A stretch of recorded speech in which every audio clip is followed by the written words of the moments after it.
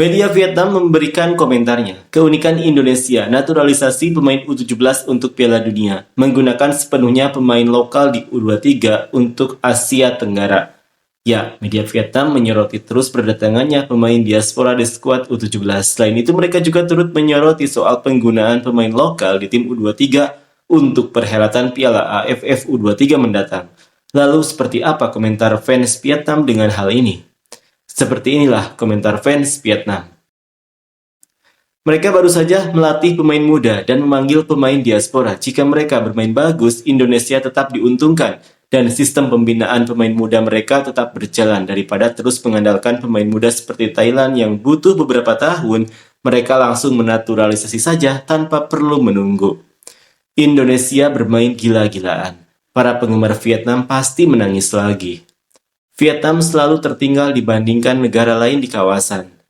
Orang di bawah 18 tahun tidak disebut naturalisasi, melainkan diberikan kewarganegaraan.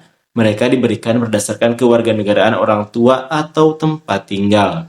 Daripada terus-menerus iri dan cemburu, pernahkah kalian memikirkan satu sisi lain, yaitu pada usia 17 tahun mereka masih punya bakat untuk dinaturalisasi dan bersedia dinaturalisasi oleh Indonesia? Ini cukup menunjukkan betapa banyaknya talenta berdarah Indonesia di seluruh dunia, serta betapa baiknya kondisi finansial dan upaya pencarian bakat di Indonesia.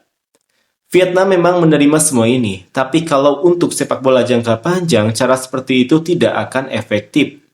Luar biasa, Vietnam akan sering beruji coba dengan negara-negara Eropa dan Amerika Selatan, fondasi baru akan berkembang. Terus-menerus mengatakan Indonesia naturalisasi seperti itu hanya akan bertahan sementara lalu jadi seperti Singapura. Tapi mereka Singapura menaturalisasi pemain blasteran yang semuanya masih muda dan pembinaan pemain mudanya juga bagus. Jadi untuk menunggu Indonesia menjadi seperti Singapura itu masih lama. Itu berarti para penggemar Vietnam harus menangis setidaknya 10 tahun lagi. Itu berarti Indonesia membuang semua pemain asli mereka dan itu tidak berbeda dengan mengabaikan pembinaan pemain muda sama sekali. Demi meningkatkan kualitas sepak bola Indonesia dengan cepat, mereka rela membuang program pembinaan pemain asli dan memilih menaturalisasi pemain-pemain yang sudah dididik di negara-negara dengan kualitas sepak bola yang lebih baik. Bukan hanya sepak bola, semua cabang olahraga lain juga sudah melakukan naturalisasi. Artinya, Vietnam tidak punya masa depan dalam 15 tahun ke depan.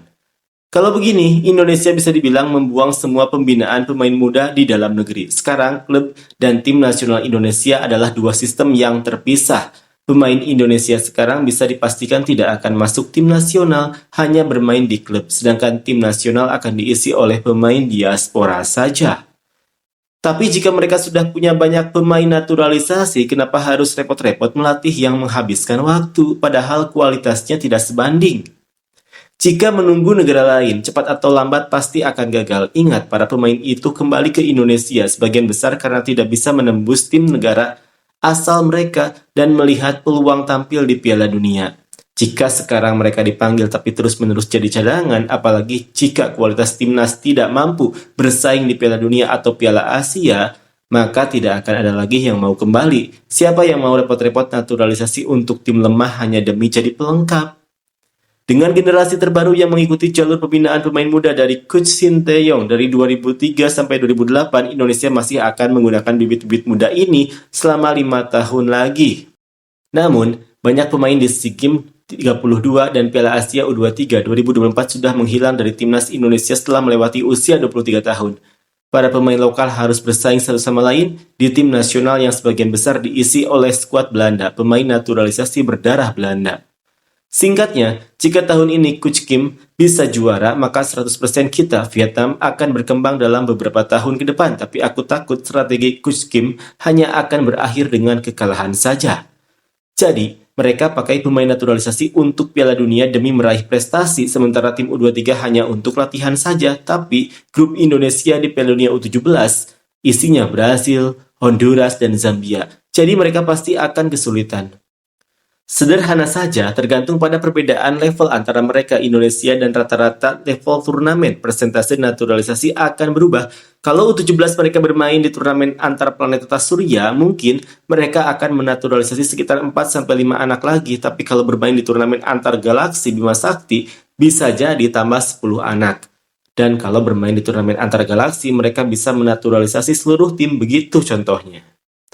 Sepak bola Indonesia saat ini dan kedepannya akan seperti Australia. Menangis saja 10 tahun lagi, kawan.